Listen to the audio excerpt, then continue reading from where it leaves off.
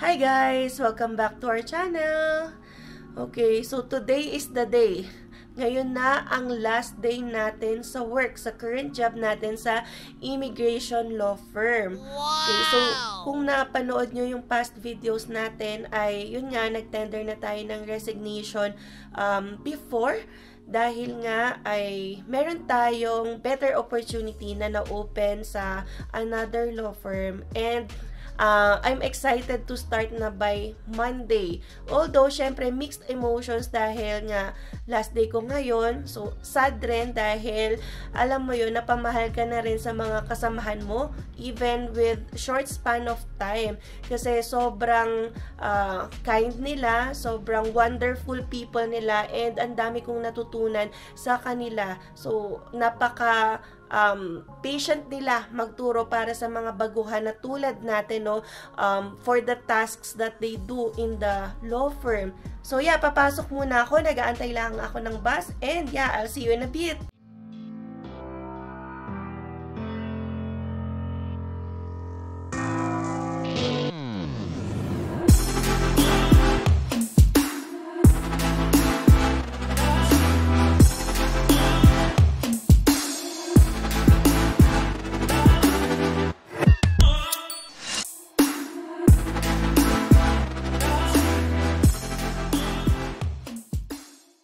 Ayan, lakad muna tayo ulit papunta sa bus stop. Ayan, iniisip ko kailan pa ba ako last na nag-vlog ng ganito na pumapasok. So usually nung pumapasok pa ako sa St. noon madalas. Pero lately hindi na ako nakaka-vlog, traveling to work dahil ang dami ng ganap.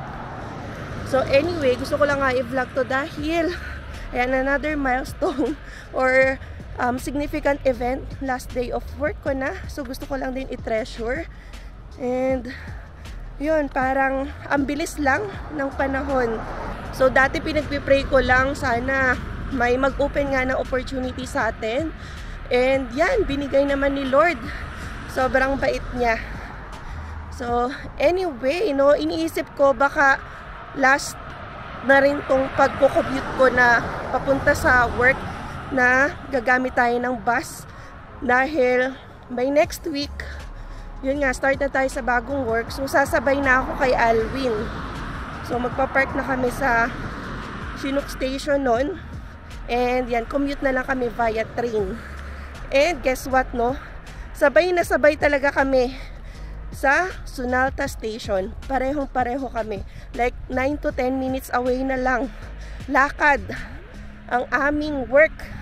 Ang galing lang ni Lord. Inaayos niya talaga lahat para sa amin. Ayan. So kagabi pala ay hindi naman required, no, pero gumawa pa rin ako ng thank you letter. Thank you letter sa aking boss for the wonderful opportunity pa rin na ibinigay niya sa akin.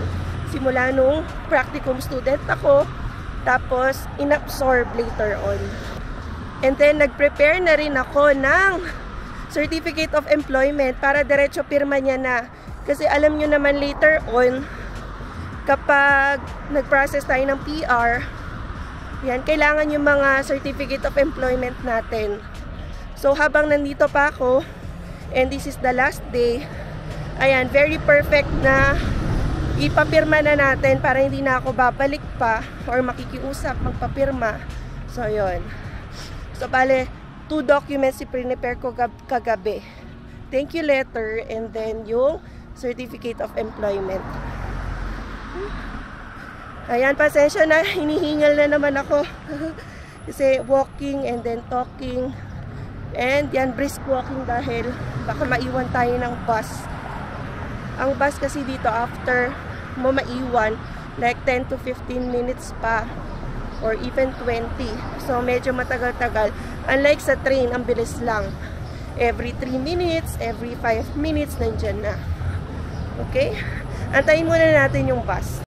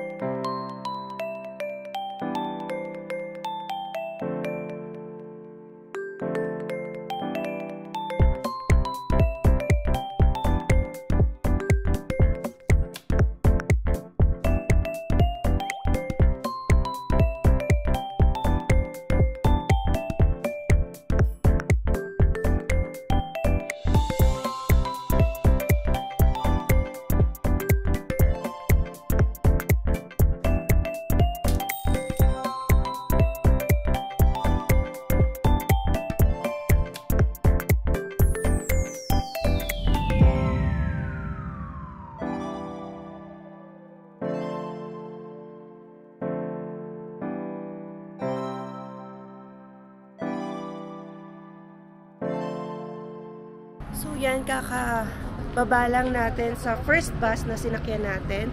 And then ngayon, yan, nasa downtown tayo. Antay tayo ng next bus, which is bus number 2.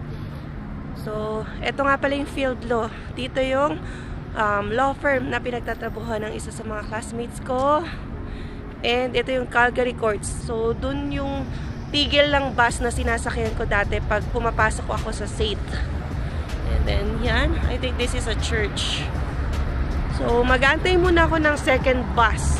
I think, nandito in 8 minutes. So, naiwan tayo ng naunang bus. But it's okay kasi maganda naman yung weather. So, mahirap lang talaga mag-antay ng mga bus dito kapag winter or malamig. So, buti na lang din, ha? Hindi na ganun kainit. Ano na siya? Kumalma na yung weather. So, plus 18 na yung weather natin. Kaya, hindi tayo naiinitan ng sobra-sobra ngayon. Okay, so enjoy ko muna din ang view and antay na lang muna sa bus. A few inches later. Alright, ayan, nakababa na tayo sa second bus. And tatawid na lang tayo. Ayun na yung building namin. Ayan, so mamimiss ko tong workplace ko. Syempre, like, since, May, nandito na ako for our practicum. And then, July na nga ngayon. Grabe, ang bilis. Ito nga pala yung dalarama na nililibot namin ni Afshin kapag nagla-lunch kami. Para din matagtag ang aming mga kinain. Ayan, lakad muna tayo. And this is it. May Tim Hortons nga sa baba ng building namin. Oh. Ayan. So, sometimes lang ako bumibili dyan dahil may coffee naman din sa office. Gagawa ka lang. Ayan. Minsan lang pag nag-crave ka ng iced coffee or donut, yan, bumababa kami dito. So, pwede rin pumasok doon, pero dito na lang ako papasok sa main entrance. Yan. Hi, grabe no. Last day ko na. Na-excite ako na hindi ko malaman. Pero, yeah, mabilis lang ang 7.5 hours. So, 7.5 hours a day kasi kami. And then, yun, that's it. Tapos na ang ating chapter dito. And we'll have another chapter by Monday. Yan, pasok na tayo sa building. So, yun guys, no update na lang ako mamaya. Several song-filled hours later. Alright, tapos na ang ating trabaho. So, nandito na naman ako sa train station. Nantayin ko lang si Alwin. Pero, yon grabe. Ang aming parting messages kanina nung nagpapaalam na ako. Kasi, unti-unti na rin nag-uuwian yung mga ka-work ko. So, sa work ko kasi, iba-iba yung oras eh. Kung maaga ka nga pumasok, maaga ka rin uuwi. So, may mga nauna nang umuwi. Tapos yun, hug kami. And then, yung mga advice, wag daw mag-give up if ever mahirapan sa work. Kasi, ina-expect din talaga nila na yung magiging job ko ay challenging. It's not gonna be easy. And I really appreciate them talaga na nagbibigay sila ng mga encouraging words. Tapos, wag daw ako makalimot. Dalaw pa rin ako dito sa firm na to. And yun, for sure naman dadalaw ako. I'll keep in touch. And then, niyakap din ako ng boss ko when he's leaving.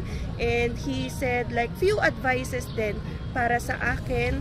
And yun nga, sabi niya, ito yung pinaka-advice niya rin daw talaga. Stay humble and never think that you will be higher than anyone. Kasi as an articling student kasi later on, diba, we have to know na tayo ay nagsisimula pa lang. We have to accept all the learnings na pwede nating makuha sa mga mentors natin, whether they are lawyers, even legal assistants.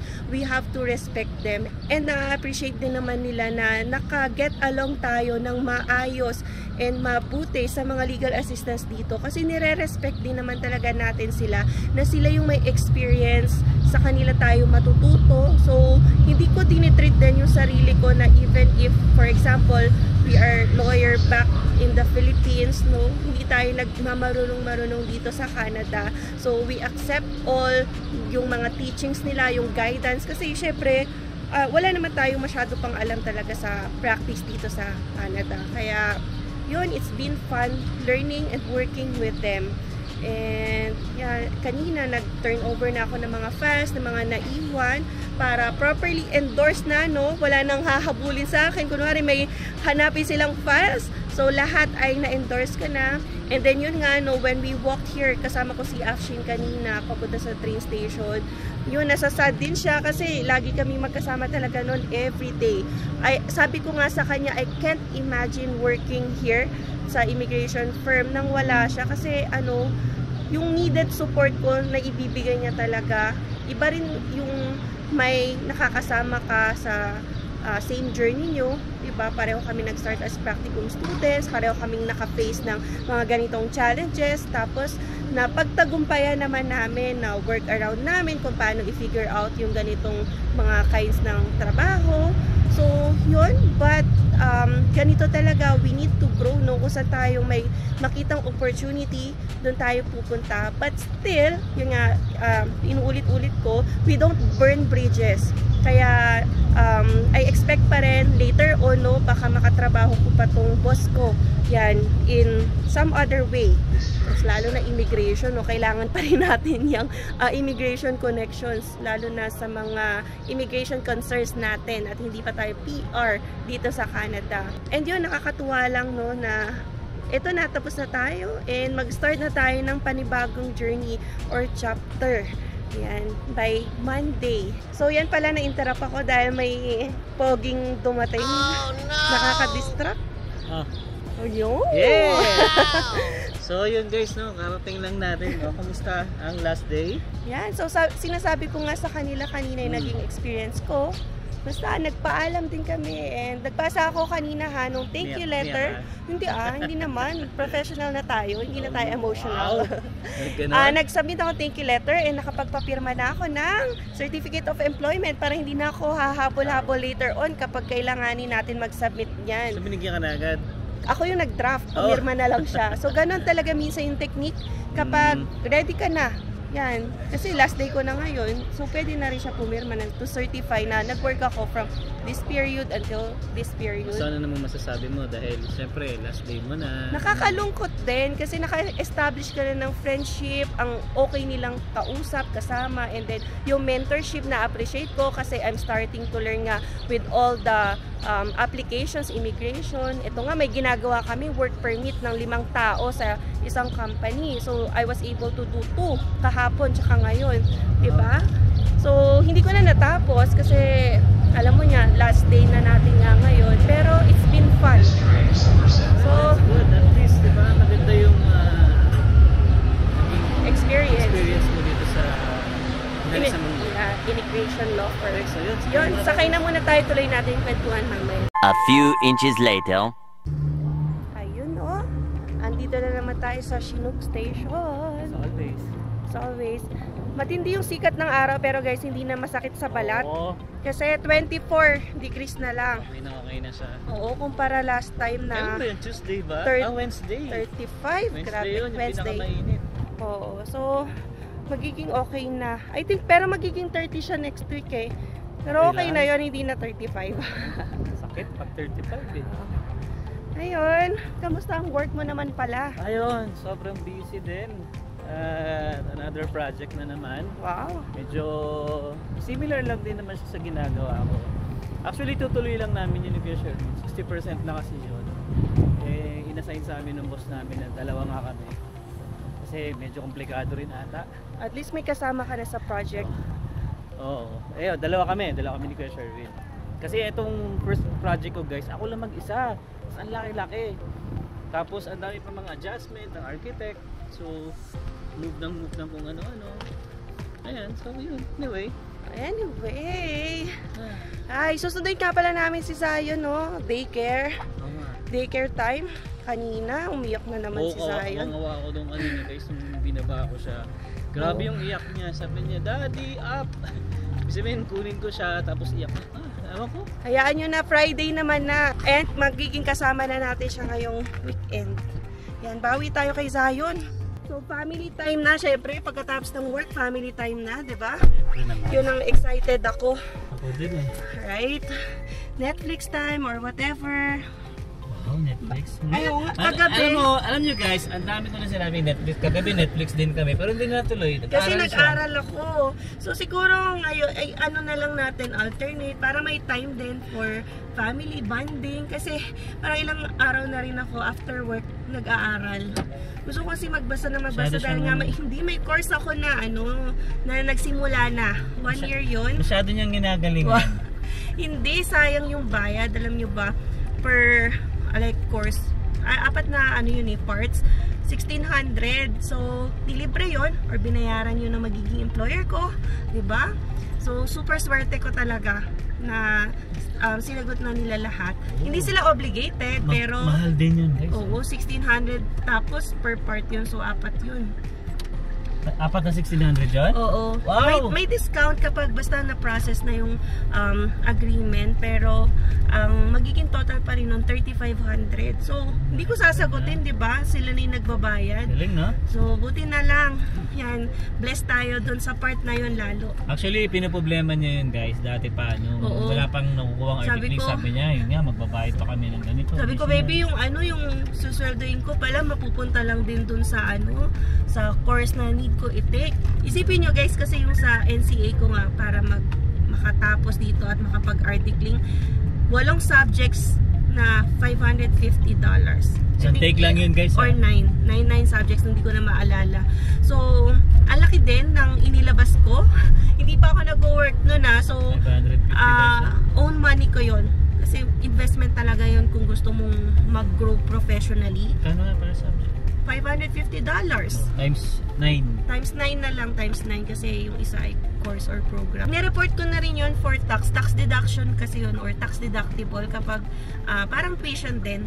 So, i-deduct yun pag nagkasahod ka na. Kasi last time, hindi na i-deduct yun dahil wala nga akong sahod at hindi ako nagtatrabaho. So, siguro this year, kasi nga nag-work na tayo, yan madededuct na yung sa binayad ko sa SATE, tuition fee, and then yung binayad ko dyan nga sa exams ko na NCA. Yun. Investment talaga guys kung gusto nyo ma-challenge din yung mga exams and makuha nyo yung profession na gusto nyo ulit. Like, so, pagiging doktor, diba? Pagiging engineer, pagiging lawyer. Oh, iba pa yun guys sa tuition fee niya talaga sa SATE, ha? Baga, nakahiwala yun, yung siyam na subject na yun. Oo. Isipin nyo, plus times nyo sa 550 yun. De, pero puti na lang baby, no, naisipan kong tapusin yun habang nag-aaral din. Sinabay ko siya dahil at least ngayon na pagka-graduate ko or pagkatapos ko, ready na ako maghanap ng articling. Apply na lang. Kasi napakahirap din talaga palang mag-apply. And yan ang asawa ko. Hindi, lang din, kapit kay Lord. Tapos, reach out sa friends. Sinabi ko na rin talaga yan sa mga past vlogs ko. Ang dami ng rejections. Parang from time to time makaka-receive ka ng email na we decided not to move forward with your application kasi may nakita na silang iba. So, ganun. Pang 200 ka, Oo, pang 230 daw yung na-receive nilang applications, isa lang daw yung kukunin nila, parang ganyan. So, yan, but still, this is a blessing na talaga, nasisimulan na natin by Monday. Hindi ko sasayangin yan. Bravo! Bravo! Bravo. Pero yun. Bravo! Sa mga times siguro na matitrain ako, makikita niya.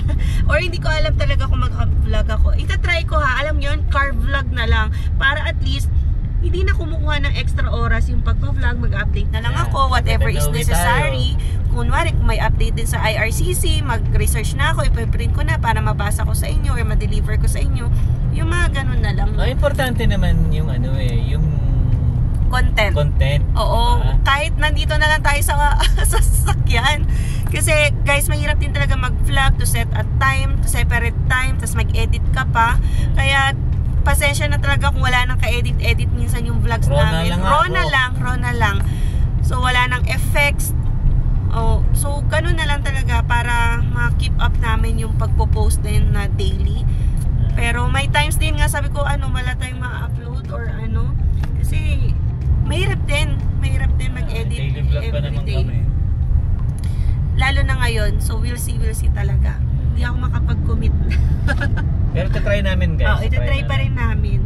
And yun nga, nag-aantay pa rin naman ako ng mga updates sa IRCC, kaya for the past few days wala kayong nakikitang update kasi wala rin talagang lumalabas na update so far, lalo na sa caregiver, yung sa other pathways.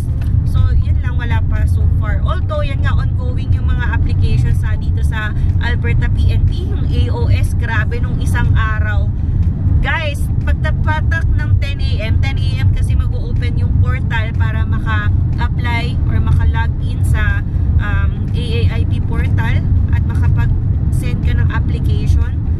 Grabe, isang click ko parang 10 o'clock, pang 2,900 na ako napila. And then yung kasamaan ko sa office, pang 4,000, and then yung isa 6,000. Pero yung after like 5 minutes lang, 16,000 na. So ganun yung competition ngayon para sa PNP, yung provincial nomination kasi yung AOS. So nung nakarating na kami sa time namin, kasi pang 2,000 plus nga yung pila namin, guys, tapos na. Syempre 450 slots lang yung sa AOS per month, or 430, ganyan. Obviously, mauubusan ka na ng slot. Hindi ko alam kung paano pabilisan ng click yung nangyayari. Kasi, nag-click naman ako in just few seconds na tumungtong yung 10. Refresh tayo ng refresh para nga makapasok tayo agad. Pero, guys, 2,000 agad yung pila. So, ano ba yan? Paano ba yung magic na ginagawa ng iba dyan para makapagpasa sa AOS, no? Syempre, kasi immigration law firm yung pinag-workan ko. Kaya, may kailangan kaming i-assist na client para makapasok din siya sa AOS. So, pero paano pag hindi siya nakapasok? Try ka na naman next month. So, every month may opening. Pero, kung ganon ng ganon lagi yung pila, guys, and ganon yung nangyari, hindi mo alam bakit nasa 2,000 na pila ka na agad, 6,000, 16,000 in just few minutes. Nako, parang mawawalan ka na ng chance. Lalo na kung limited na lang yung permit mo, mag-expire na, naku, kakabahan ka. Kaya grabe talaga, need mo mag-research or look for other pathways. Kahit kami din kahit kami. Kasi tumitingin din ako sa Alberta Tech, grabe 50 slots lang yon per month. And filled up agad yung slot in few minutes. Guys, naku. Pero dati walang ganyan. Walang ganyan. So ngayon, parang sabi nga din ng mga legal assistants na kasama ko, ito yung pinaka-hassle, pinaka-pangit na way na naisip ng Alberta. So, we just have to deal with it. Pero, ang ano lang, nakakalungkot lang para sa mga ready na. Tapos, unahan kayo ng click, parang ganon. Unahan ng click, makapasok sa login portal para lang magka-chance ka magkaroon ng nomination. Pagka nakakuha kasi ng nomination or na-invite ka ng province ng Alberta, yan, iba-iba tayong province, iba-iba din yung mga pathways. So, pag na-invite ka kasi na for nomination, plus 600 points agad yon. So, dito kasi sa Canada, labanan ng points. So, habang tumatanda ka, nababawas yung points mo. So, dapat mag-excel ka sa other areas like language, ganyan. And then kung hindi talaga kaya dahil nga ganito yung language mo, ganito na yung edad mo, look for yun nga provincial nominations. Pero guys, ang hirap talaga. Kahit kami nakikita namin sa clients, ang hirap pumasok. Kami na ngayon nag-a-assist sa client, pero naku, hindi ko alam. So ganun yung struggle ngayon sa immigration. Yun pala yung update natin sa AOS. So, check nyo guys kung nasa different province kayo kung paano mag-a-apply for provincial nomination. Kasi, iba-iba yan. Depende sa qualification and eligibility nyo or yung program na ino-offer ng provinces. Kaya yung iba pumupunta sa mga provinces na maluluwag sa requirements. Yan, yung iba naglilipatan sa Saskatchewan, naglilipatan sa Manitoba. Dati nga, madali lang dito sa Alberta. Kaya ang dami rin naglipatan, although nasobrahan na nga. Kaya hindi na ma-handle. So, yun. Good luck sa atin, guys. Nako. So, yung mga nag-i-struggle dyan, no, makapasok sa AAIP portal, nako, good luck to us. Every month, tayo kailangan pabilisan ng click. Alright. So, anyway, yun lang ang ating immigration update and life update. So, susunduin na muna natin si Zion. Nandito na tayo sa daycare. And I'm excited na makita si Zion natin.